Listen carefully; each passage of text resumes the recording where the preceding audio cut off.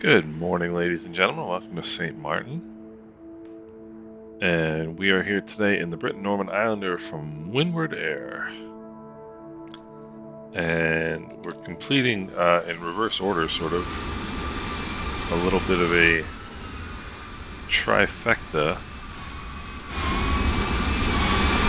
of the three shortest commercial flights in the world, which are all found in the Caribbean. So we did Anguilla to St. Maarten, which is the shortest. We did Bonaire to Curacao, which is the second shortest. And now we're going to do one that we've done, frankly, 1,000 times. But just to complete the trifecta, this is going to be St. Maarten to St. Barts. So, external power supply on, rotating beacon on, mixtures and props, full forward, master and battery switches on. Open the fuel valves. Fuel pumps on. Open the starter hood cover. I still need to go in and adjust this, so these aren't all on all the time. I keep forgetting to do that. Let's see, magnetos on the left. Take a quick look outside, make sure there's nobody outside to kill or maim, and there is not. Get that right engine started. Crack the throttles, forgot to do that. Alright, good start, oil pressure is good, left prop is clear. Alright, good start. Oil pressure is good, magnetos to both. Let's close the starter hood cover, turn the fuel pumps off. And lean the mixtures for taxi. Avionics master and battery coming on. External power supply coming off. Let's open the window. It's hot down here, you guys know that. And once we get our, let's go also now the strobe lights coming on. And now we gotta look for our, this is actually the longest, the thing that takes the longest during startup is waiting for this Garmin to get going. And in real life,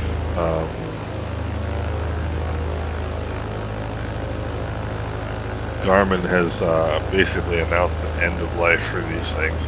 They're kind of running out of, not kind of, they are running out of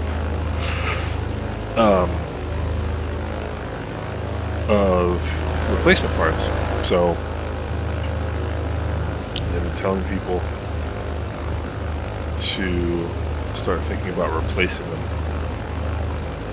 which is probably a good idea. Alright, 122.8. Call sign today is Windward 631. This is the first time I've ever flown a Windward Islands, Windward Airways, the Windward Airways flight. So I figure we'll do it the right way instead of doing it in Anguilla Air Services. I'll tell you an interesting thing about that as we go along. Let's release the parking brake. Lights coming on, landing lights. This does not have taxi lights. Let's get moving here a little bit and we will test the brakes. The brakes are working. Princess Juliana traffic, Windward 631, taxi runway 10 via taxiway Charlie. Correction, via taxiway. No, Charlie is correct. Windward 631. Yeah. Out here making fools of ourselves. Juliana traffic, Mountain 2674, clear of 10. Okay, clear 10, where?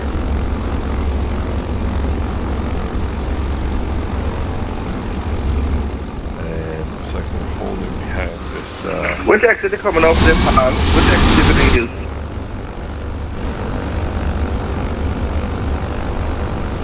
Okay, you're off the runway already.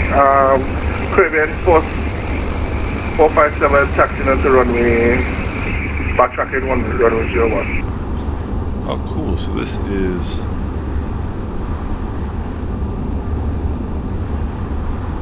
got some live traffic here. And Caribbean 457 is one of my compatriots in Virtual Caribbean Airlines. So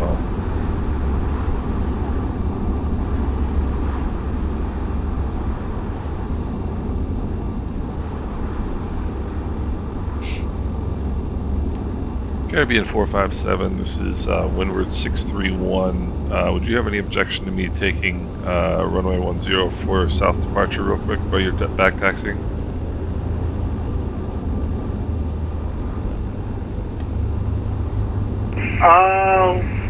Sure, you go right ahead. Are you going to take it from Charlie? Affirm, and we're an islander. We'll be off quick. Yeah, you can go right ahead. While we backtrack, you can go ahead and do a takeoff. Roger, thank you. Princess Juliana traffic, Windward 631, taking off runway 10 at Charlie. We'll be departing right crosswind to the south, Princess Juliana. Alright, mixtures and props full forward, flaps are set, fuel pumps are coming on. And that's one of my colleagues from Virtual Caribbean Airlines. Dude flies a ton, that's really cool. So, we know we're clear on that end. Let's get a look over here. Looking okay. Heading indicator checks with the runway number. Takeoff power coming in. Mixtures and props full forward. Fuel pumps are on. Flaps are set. Engine instruments are in the green. Airspeed is alive. Accelerating normally. 65 knots. And rotate. Of course, there's a truck on the runway because why wouldn't there be? So let's get a little bit of trim in there. Bring the props back. Bring the manifold pressure back. Juliana traffic, Windward 631, right crosswind off runway 10, departing to the south. Princess Juliana and Caribbean 457, thanks again. Not a problem. Caribbean 457, we are at runway 10, ready to depart to the south towards Papa Oscar Sierra. With 1 minute delay. And let's go flaps up here. And I mean, I'm sorry, but that's really cool. We got some traffic coming out of there.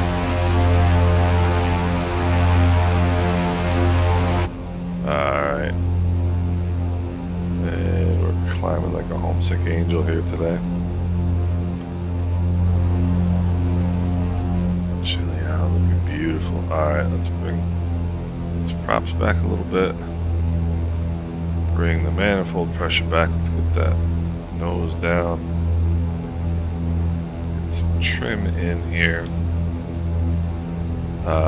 Fuel pumps we forgot because we're too enamored with what's going on outside. Alright. Really having to hold that nose forward here. And that's pretty realistic. When you're trimming out an airplane, I mean, even trimming out the Cherokee that I fly, sometimes it really gotta hold that nose down and trim. Caribbean 457, taking off runway 10, Juliana traffic. Caribbean 457, taking off runway 10.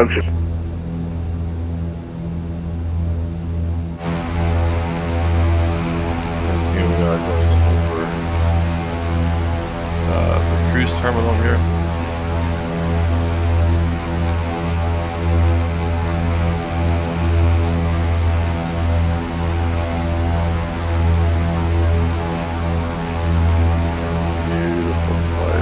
Very sharp looking livery, I think. This is a stock livery for the Britain Norman Islander. So the thing I was going to tell you about is that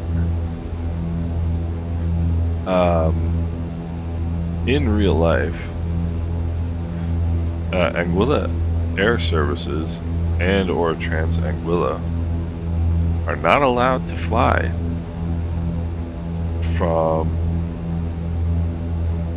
Princess Juliana to St. Barts directly.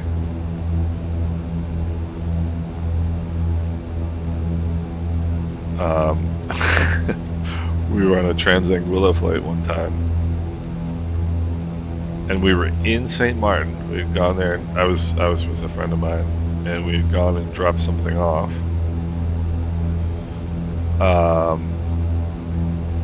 And the next place he had to drop something off, it was a cargo run. And the next place he had to drop something off was St. Barts rather. Right? So you figure it's right there.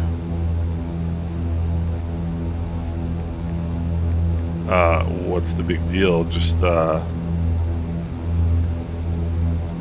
depart out of St. Martin and fly over to St. Barts. Nope. We had to fly from St. Martin to Anguilla, do a touch and go, and then fly to St. Barts. Because you are not allowed to fly from, unless you're Win Air, you are not allowed to fly from St. Martin to St. Barts. St. Barts traffic, Win Air Windward 631 is 10 miles to the north inbound runway 10, St. Barts. And that's kind of just way the... Nice. And let's just flying over here as well too.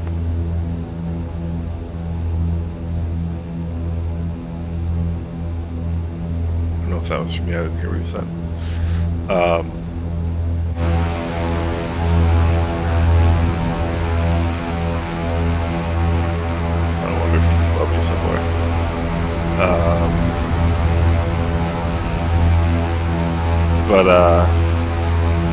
And that's the way the aviation industry is in the Caribbean.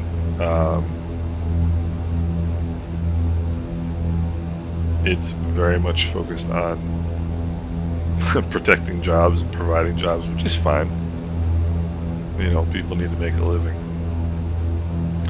I remember watching a video of a gentleman who actually commented on one of my videos one time recently, who flew from California all the way down to Dominica, and I think further south than that even, in a Diamond, single-engine Diamond. And he made a whole series of videos, and I watched them all. It was really fantastic. But one of the things they had to do, they were in the Turks and Caicos, and they were on one of the outer islands of the Turks and Caicos, and they could not leave that small airport and fly directly to wherever the next point was. I don't remember whether it was, you know, Puerto Rico or where it was, but they could not leave that small airport and fly to wherever the next location was they were going. They had to fly from that small airport to the main airport, Providenciales, and then depart Providenciales, even though it was in the opposite direction of where they were going. And that's just to keep, you know, there's no other reason to do that than to keep the you know, takeoff and landing numbers up. You know, oh, we had, you know, X number of operations last year, so we need, you know, X number of employees, X number of controllers, you know, blah blah blah. So it's really pretty it's really pretty fascinating in its own way. Fuel pumps coming on. Trying to hold that nose there at 1500. Put in that first notch of flaps.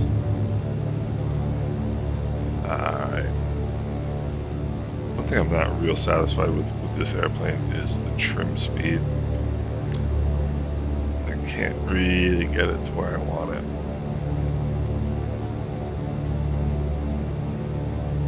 Does nothing, nothing, nothing, and then everything.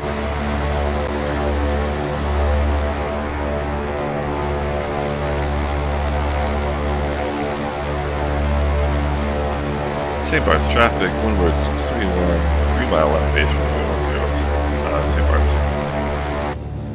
So.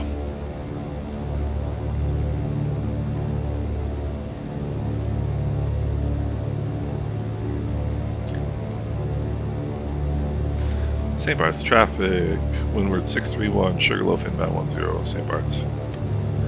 let's put those landing flaps in. We're definitely gonna need those. Alright, so this is the real McCoy right here. This is, no matter what else you do in your Caribbean aviation career, this is the one that people are going to talk about.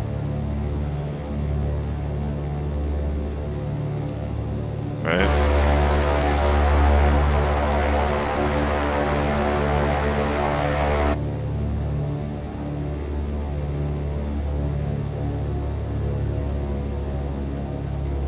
Alright, mixtures of props full forward, fuel pumps are on, flaps are set. Bring that power back to get my airspeed to where I want it, which is 70 knots. And we're looking good, looking good, looking good. St. Barts traffic, windward 631, short final runway 10, St. Barts.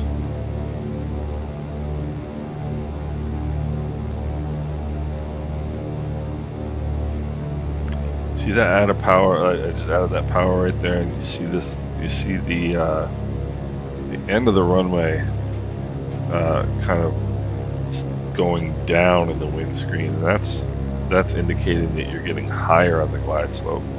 What you want is the end of that runway to stay right in the same spot in your windscreen. Alright, airspeed is looking good. Perhaps a touch high. See, what I don't want is the end of that runway, that 10, I don't want it going down in the windscreen because that means I'm getting high. And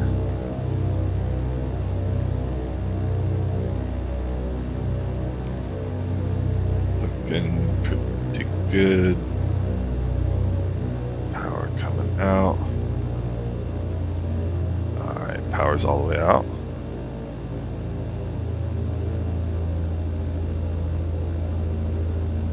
All the way out.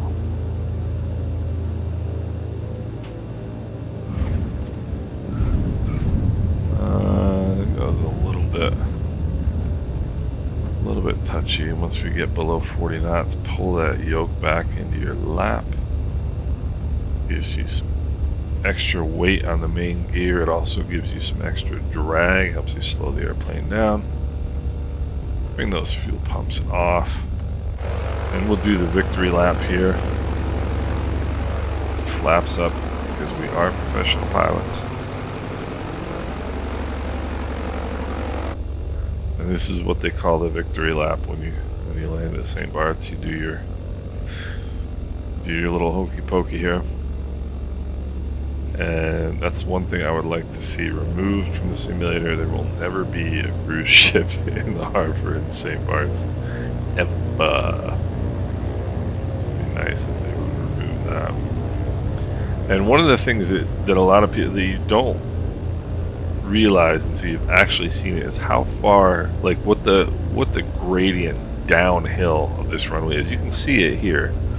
See how much uphill that runway is. St. Barts traffic, windward 631, back taxi runway 10, St. Barts. And I still can't figure out how to get rid of these stupid jets. If anybody has any ideas, please let me know. But this runway slopes. It's not only downhill, the approach, but it is significantly downhill.